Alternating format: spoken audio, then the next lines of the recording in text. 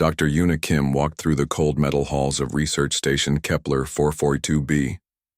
Her footsteps echoed in the empty corridor as she made her way to the xenobiology lab. It was early morning, and most of the crew was still sleeping. Una liked these quiet hours when she could think clearly about her work. The research station floated in space near a distant planet. Scientists from many different worlds worked here together. They studied the strangest and most dangerous alien creatures in the galaxy. Some aliens looked like giant insects. Others had too many eyes or arms that bent in impossible ways. But none of them scared the crew as much as the creature in Containment Unit 7. Una stopped outside the heavy metal door marked with warning signs in 12 different languages. Inside was something that made even the bravest warriors step back, in fear. The creature was called a Pumma. It looked like someone had mixed a panther with a dragon and made it twice as big as both. Its body was covered in black scales that reflected light like polished stone. When it moved, those scales made soft clicking sounds. The Pumma had arrived 3 months ago on a transport ship from the Outer Rim. The ship captain had been pale and shaking when he delivered it. He told Commander Jinwoo Park that his crew had refused to go near the creature during the entire journey. They had fed it by dropping food through a slot and nothing more. Una pressed her hand against the scanner, and the door slid open. The lab beyond was white and sterile. Along one wall were several containment units made of reinforced steel and energy barriers. Most held sleeping creatures or empty space, but Unit 7 hummed with extra power. The energy barrier glowed brighter than the others. She walked slowly toward the unit. Inside was the Pumma. It was huge, nearly 3 meters long and 2 meters tall. Its body was built for hunting with powerful muscles under those black scales. 4 legs ended in claws that could tear through metal, but what drew attention first were the scars. The creature's snout was covered in old wounds. Deep lines crossed its face where something had cut or burned it badly. One eye was completely missing, leaving only an empty socket surrounded by twisted scar tissue. The remaining eye glowed amber like a small sun. When it looked at her, Una felt like it could see right through her. The Pumma crouched in the far corner of its containment unit. Its good eye watched every movement she made. When she took a step closer, it pressed itself harder against the back wall. A low, growling sound came from deep in its throat. The sound made her teeth hurt. Una had read all the reports about this creature. Every species that had tried to study it had failed. The Talon researchers had sent in their best animal handlers. The Pumma had broken 3 of their arms before they gave up. A team of HFY scientists had tried using sleep gas and remote scanners. The creature had somehow gotten free and nearly killed 2 of them before security could stop it. The most recent attempt had been by a group from Zephyr Prime. They were known throughout the galaxy for their ability to calm dangerous animals. Their leader had been confident that he could handle the Pumma. He had lasted exactly 47 seconds before the creature sent him to the medical bay with puncture wounds across his chest.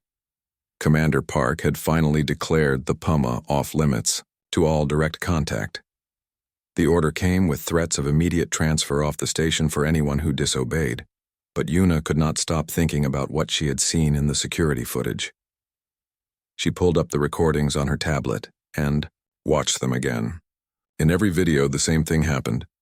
A researcher would approach the containment unit. The Pumma would back away as far as possible. When the person tried to enter or reach through the barrier, the creature would attack with incredible speed and violence. But there was something else that others had missed. The Pumma never chased anyone. Once the threat moved away, it immediately returned to its corner. It did not try to break out or continue fighting. It just wanted to be left alone. That was not the behavior of a natural predator.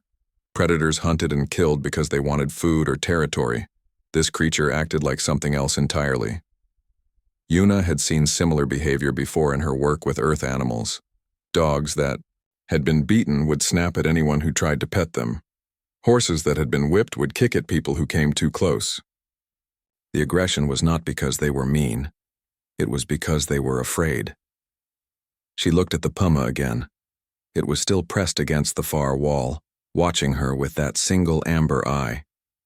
But something was different from the videos. In The recordings. The creature had been tense and ready to spring forward. Now it seemed more curious than aggressive. Its head was tilted slightly to one side like it was trying to understand why she was just standing there. Yuna moved her chair, closer to the containment unit. Not close enough to trigger the creature's defensive response, but near enough that she could observe it clearly. The Pumma watched this movement but did not growl or show its teeth. Instead, it seemed to relax just a little bit. She opened her research files and began to read through them quietly. The soft sound of her voice seemed to have an effect on the creature. Its breathing slowed down and its muscles were not as tight. After an hour, Yuna closed her tablet and looked directly at the Pumma. "What happened to you?" she asked softly. "Someone hurt you badly, didn't they?"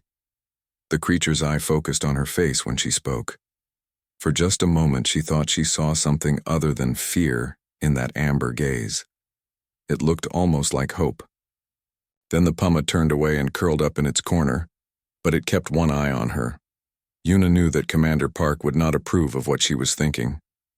The regulations were clear about maintaining distance from dangerous subjects, but every instinct she had as a scientist told her that the current approach was wrong. This creature was not evil or naturally violent. It was traumatized and scared. She made a decision that would change everything. Tomorrow, she would come back. And she would keep coming back until she found a way to reach the untouchable beast in Containment Unit 7. The next evening, Yuna returned to the xenobiology lab after her official work hours were finished. She carried a small bag with her dinner and some research papers. The lab was empty and quiet. Only the soft humming of the containment units broke the silence. She walked to Unit 7 where the Pumma waited. The creature was awake and watching the door when she entered. Its amber eye followed her movements as she set up her chair at a safe distance from the energy barrier. The Pumma did not growl this time. It just watched with what looked like curiosity. Yuna unpacked her dinner and began to eat slowly. She did not look directly at the creature while she ate. Instead, she pretended to read her papers and spoke quietly about her research. She talked about other alien species she had studied and the interesting things she had learned about them. "The Centaurian ice wolves are very social animals," she said between bites of her sandwich. "They take care of each other when one gets hurt. But people thought they were dangerous because they howl so loudly." The Pumma's head tilted when she spoke. It moved closer to the front of its containment unit, but slowly and carefully. When Yuna glanced up, the creature froze like it had been caught doing something wrong. Then it took a small step back. "It's okay," Yuna said softly. "You can come closer if you want to." The next night she came back again. This time the Pumma was waiting near the front of its unit when she arrived. It had not done that for any other visitor according to the security logs. Yuna felt a small spark of hope as she set up her chair and unpacked her things. Dr. Minho Choi found her there on the third night. He was her closest friend on the station and had been looking for her when she missed their usual evening meal together. His face went pale when he saw where she was sitting. "Yuna, what are you doing?" he whispered urgently. "That thing could break through the barrier if it wanted to. Commander Park will send you back to Earth if he finds out you're here." Yuna looked at her friend and then at the Pumma. The creature had backed away when Minho entered, but it was still watching them, both carefully. She could see the tension in its muscles and the way its claws dug slightly into the floor. "Look at it, Minho," she said quietly. "Really look. Does it seem like it wants to hurt us?" Minho stared at the Pumma for a long moment. The creature was pressed against the side wall of its unit, as far from both humans as it could get. Its good eye moved back and forth between them like it was trying to watch for danger from two directions at once. "It looks scared," Minho admitted after a while. "Exactly," Yuna said. "Everyone who comes here expects it to attack, so they bring weapons and restraints and aggressive energy. Of course it gets defensive, but I'm not threatening it, so it doesn't threaten me." Minho was not convinced. He showed Yuna the security footage from previous encounters on his tablet. In one video, a Centaurian researcher had tried to scan the Pumma with a handheld device. The creature had moved so fast that the camera barely caught it. One moment the researcher was standing outside the barrier. The next moment he was flying backward across the room with claw marks across his chest. It almost killed him, Minho said, and that was just from trying to point a scanner at it. Yuna watched the video carefully. She saw something that made her pause and replay it several times. "Look at what happens right before it attacks," she said. "The researcher doesn't just scan it. He reaches toward the barrier like he's going to try to touch it." In the video, they could see the exact moment when the puma's behavior changed. When the scanner was just pointed at it, the creature had backed away but remained calm. Only when the researcher's hand moved toward the barrier did it launch its attack. It doesn't want to be touched, Yuna realized. That's what sets it off. Over the following weeks, Yuna continued her evening visits. She never tried to get closer to the barrier or reach toward the creature. She just sat and talked and ate her dinner while the Pumma watched. Slowly, the creature began to relax around her. Dr. Yunbi Lee, the station's psychologist, came to observe one evening. She watched Yuna interact with the Pumma for over an hour. The creature had moved to the front of its unit and was lying down while Yuna read from a research paper. It looked almost peaceful. "This is fascinating," Dr. Lee said afterward. "But you might be projecting human emotions onto an alien predator. Just because it seems calm doesn't mean it's actually feeling what you think it's feeling." Yuna had wondered about that herself, but she had been keeping careful records of the puma's behavior and biological signs. The medical scanners that monitored the creature showed decreased stress hormones in its blood. Its heart rate had dropped to normal levels during her visits. It was eating all of its food instead of leaving half of it untouched like before. The breakthrough came during her 4th week of visits. Yuna had been reading aloud from a paper about alien psychology when she accidentally dropped her tablet. The device clattered across the floor and came to rest near the containment unit. As Yuna bent down to pick it up, she heard a soft sound from inside the unit. She looked up and froze. The Puma had moved right up to the energy barrier. It was looking down at her with its head lowered. If the barrier had not been there, the creature could have easily reached her. But instead of aggression, Yuna saw something else in that amber eye. The Puma looked concerned, like it was worried that she might be hurt. When she straightened up with her tablet, the creature made a soft rumbling sound that was nothing like its previous growls. It sounded almost like a cat purring. "You were worried about me," Yuna whispered in amazement. The Puma tilted its head and made the soft rumbling sound again. For the first time since it had arrived on the station, the creature looked truly peaceful. Yuna realized that she had been right. This was not a monster. It was just a frightened animal that had learned not to trust anyone, but now it was starting to trust her. 3 weeks later, Yuna was in the lab running routine maintenance checks on the containment systems. It was a quiet Tuesday morning, and most of the crew was attending a briefing about new safety protocols. She preferred working alone during these system updates because the computers made less noise without other people around. The maintenance cycle required shutting down power to each containment unit for exactly 30 seconds while the backup generators took over. It was a simple procedure that she had done hundreds of times before, but today something went wrong. When she activated the cycle for Unit 7, the lights flickered and went out completely. Emergency power kicked in a moment later, but it was weaker than normal. The energy barrier around the Puma's containment unit was still there, but it was dim and unstable. Yuna's tablet beeped with a system alert. The backup generator for Section 7 was running at only 40% power. The containment barrier was holding, but barely. If the power dropped any lower, it would fail completely. She reached for her communication device to call for help, but static filled the channel. The power problems had affected the entire communication system. She was alone in the lab with a failing barrier between her and the galaxy's most dangerous predator. Security Chief Hyunwoo Nam's voice crackled through the speakers a moment later. The sound was broken and hard to understand, but his message was clear.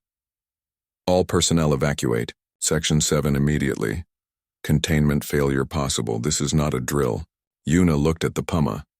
The creature was standing in the center of its unit, staring at the flickering energy barrier. It could probably break through the weakened field with one good hit. Any normal predator would have tried already. But the Pumma just stood there watching her. She should have run. Every protocol and safety rule said to get as far away as possible when containment failed. But something made her stay. The Pumma was not trying to escape. It was not showing any signs of aggression. It was just standing there looking at her with that single amber eye. Yuna took a step toward the containment unit. The Pumma's head tilted slightly, but it did not move backward like it used to. It did not growl or show its teeth. It just watched her approach with what looked like curiosity. "You could break out if you wanted to," she said softly. "But you're not going to, are you?" The creature made that soft rumbling sound she had heard before. It was definitely not a growl. It sounded more like the purring of a very large cat. The Pumma took one step toward the barrier, then stopped and waited. Yuna realized this might be her only chance to prove what she believed about the creature. The weak barrier would not last much longer.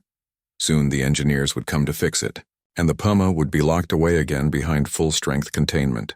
If she was right about the creature, this was her opportunity to show everyone that it was not the monster they thought it was. If she was wrong, she would probably die. She moved slowly toward the containment unit. The Pumma watched every step, but did not retreat. When she was close enough to touch the energy barrier, she stopped. The creature was less than 2 meters away from her now. She could see the details of its scars and the way its scales reflected the emergency lighting. "I think someone hurt you very badly," she whispered. "And you learned not to trust anyone who tries to touch you. But I'm not going to hurt you. I promise." The Pumma's ear twitched when she spoke. It took another step closer to the barrier. Now they were separated by less than a meter of space and a failing energy field. Yuna could hear the creature's breathing.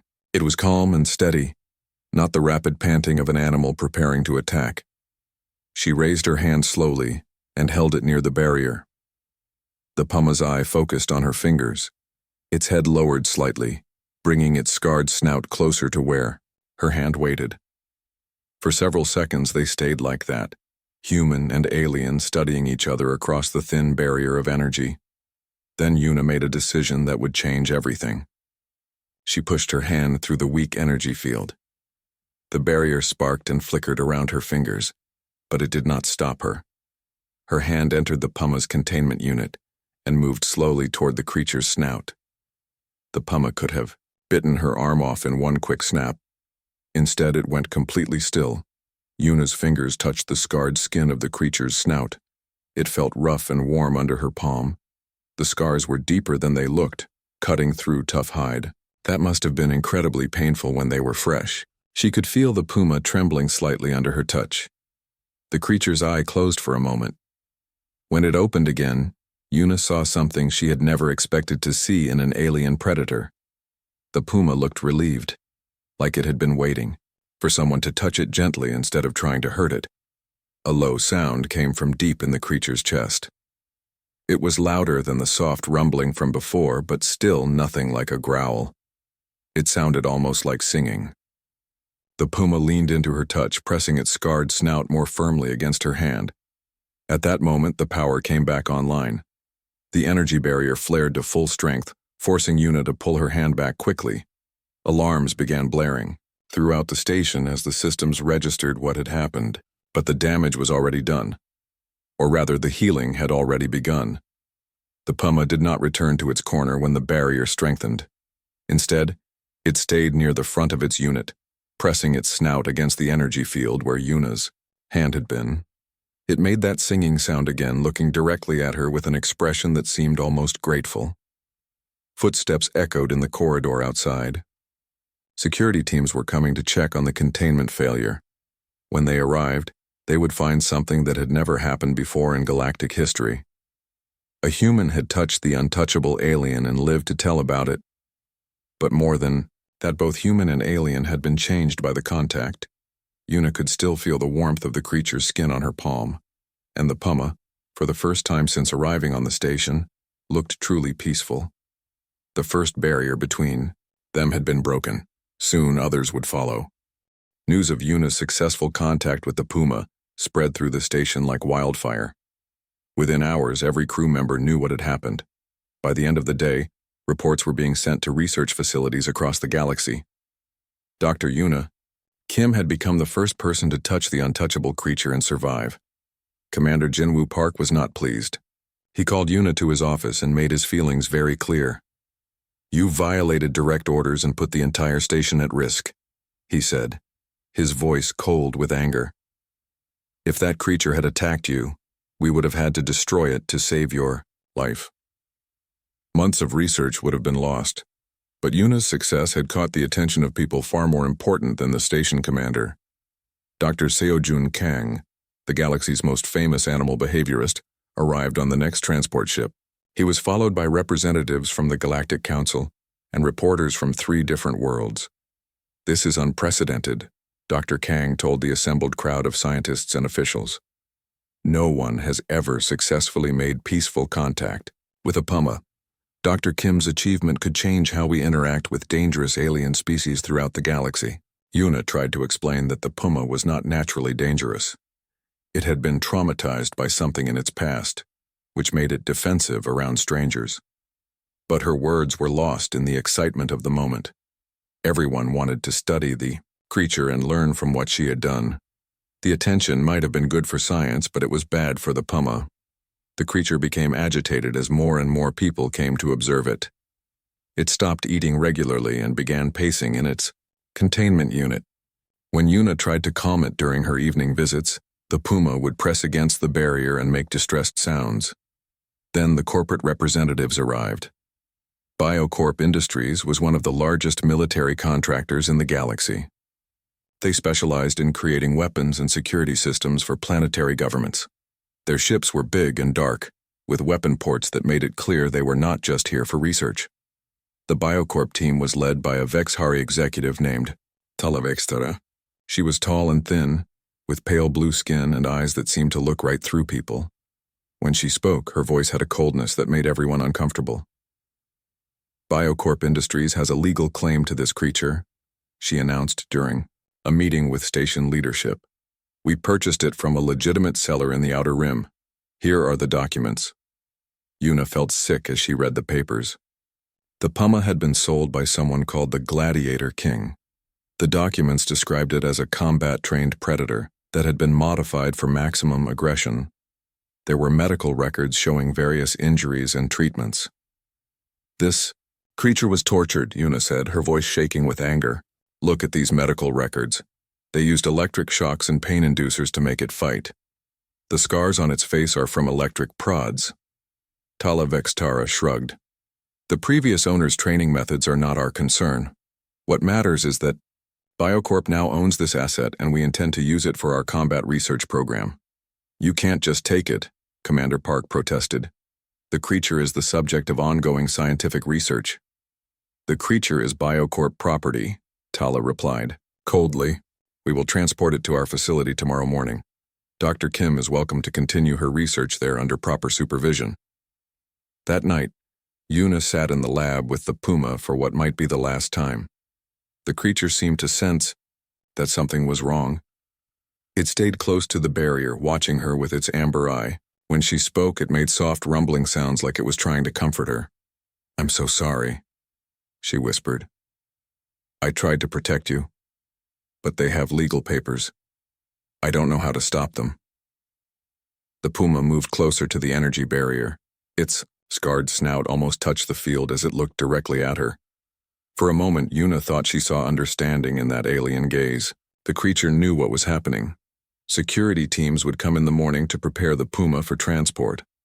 BioCorp's ship would take it to a military facility where it would be studied and probably forced to fight again. All the progress they had made together would be lost. Yuna made a decision that she knew would end her career. She accessed the containment controls and began shutting down the energy barrier. Alarms immediately started blaring throughout the station, but she ignored them. She had perhaps 2 minutes before security arrived. The barrier flickered and died. For the first time since arriving on the station, the Pumma was free. It could have attacked her or tried to escape.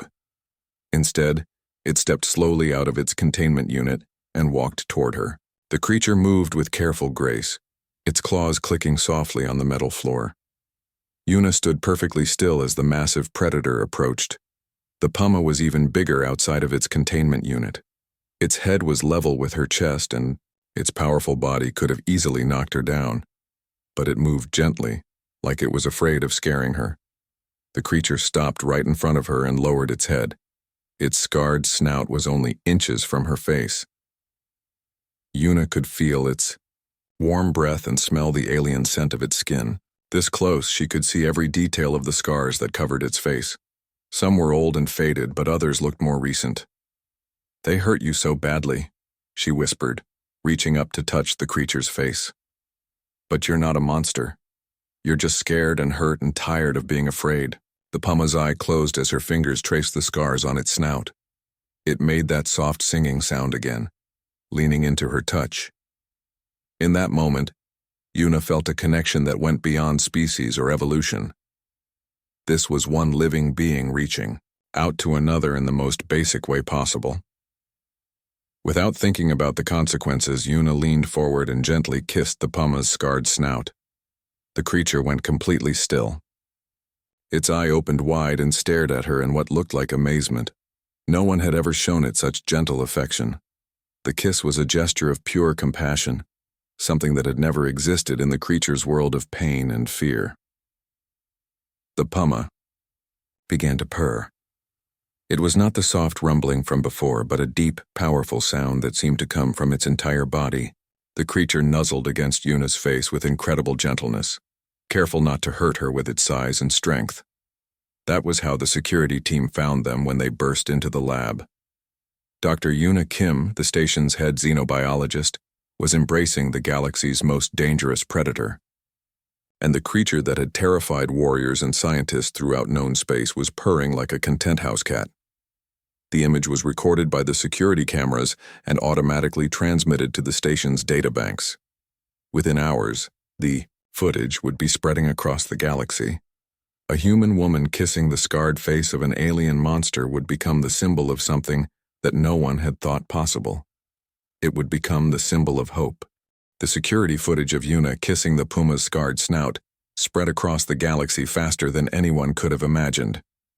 Within 3 days, the video had been viewed by billions of beings on hundreds of different worlds.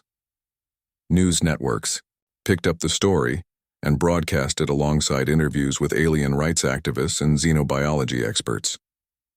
On Centauri Prime, protesters gathered outside Biocorp facilities demanding that the company abandon its combat research program.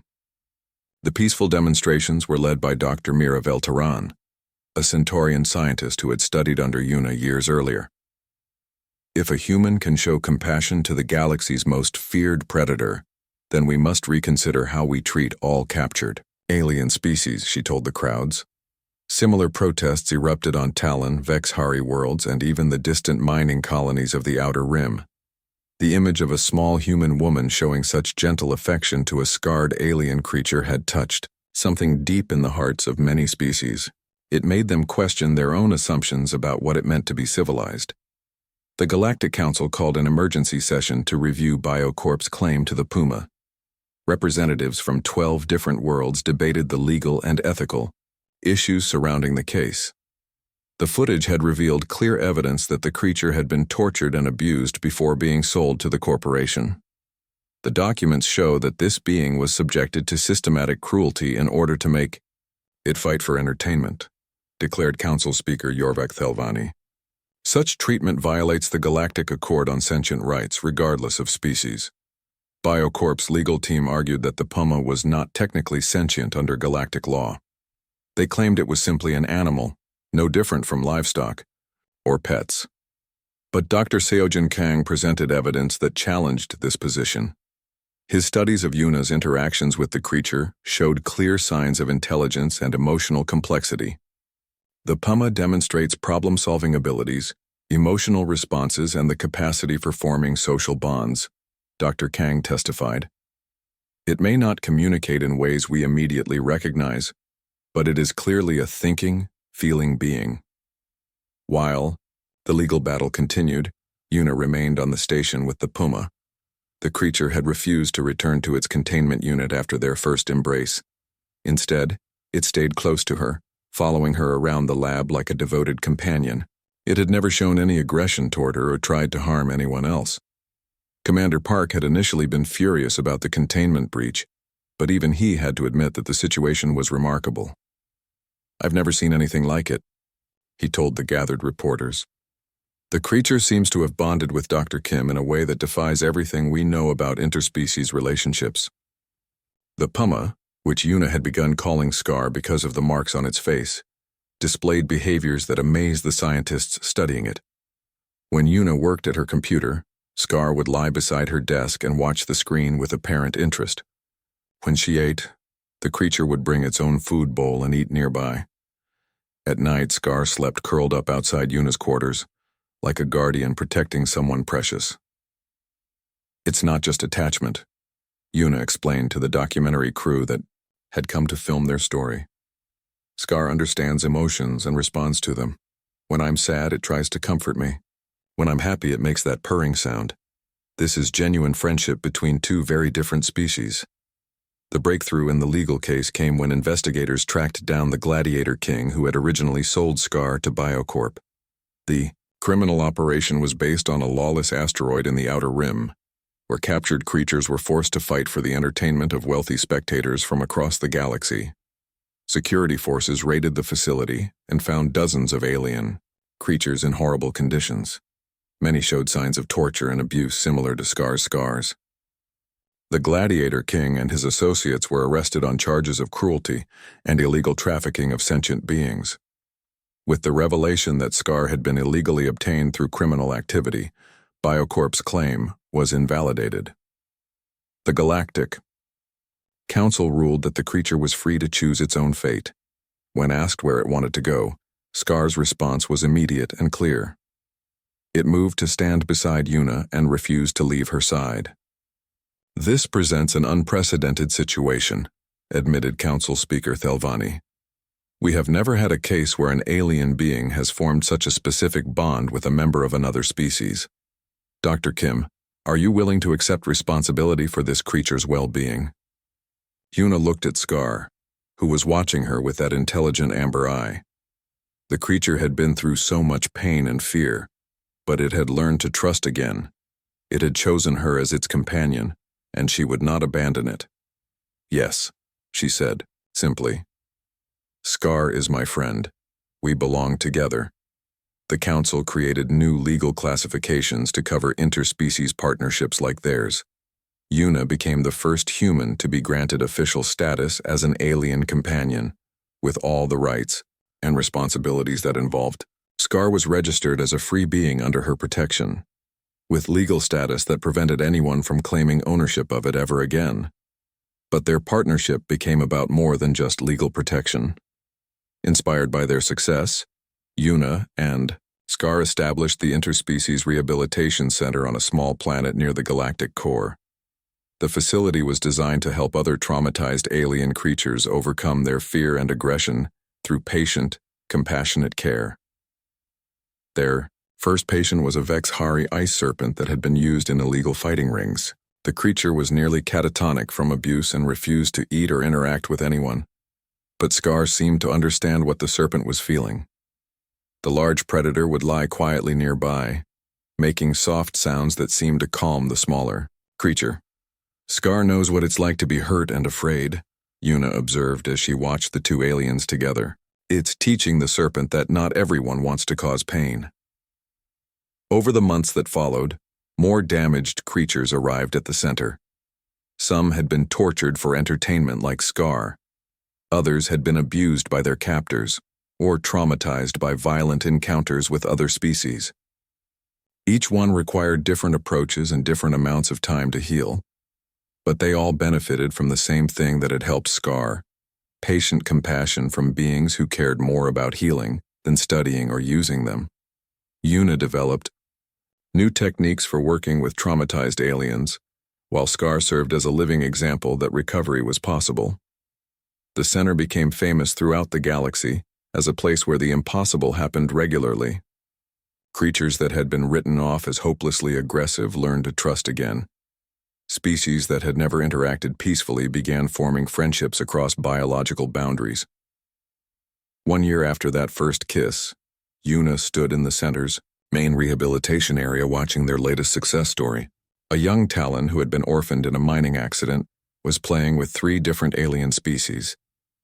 The child's laughter mixed with the happy sounds made by creatures who had once been considered too dangerous to approach. Scar lay nearby, watching over the group with protective attention. The massive predator had become the center's unofficial guardian, using its size and strength to keep everyone safe while they healed. Its scarred face, once a symbol of cruelty and pain, had become a symbol of hope for beings throughout the galaxy. "You changed everything," Yuna whispered to her alien friend. One touch, one kiss, and suddenly the whole galaxy started to see things differently. Scar made that soft purring sound and nuzzled against her hand. The gesture that had once been impossible was now as natural as breathing. A human and an alien different in every way except the one that mattered most. They both understood that compassion was the strongest force in the universe. The rehabilitation center grew into a network of facilities across dozens of worlds. The techniques developed by Yuna and Scar were taught to researchers and caregivers throughout galactic space. The simple act of showing kindness to a frightened creature had revolutionized how civilized species treated their most vulnerable beings. But perhaps the most important change was harder to measure. The image of a human kissing an alien's scarred face had planted a seed in the collective consciousness of the galaxy. It reminded everyone that beneath the differences of biology and culture, all living beings shared the same basic needs for safety, comfort, and connection. In a universe that often seemed cold and hostile, that reminder made all the difference. It proved that sometimes the smallest act of compassion could change everything.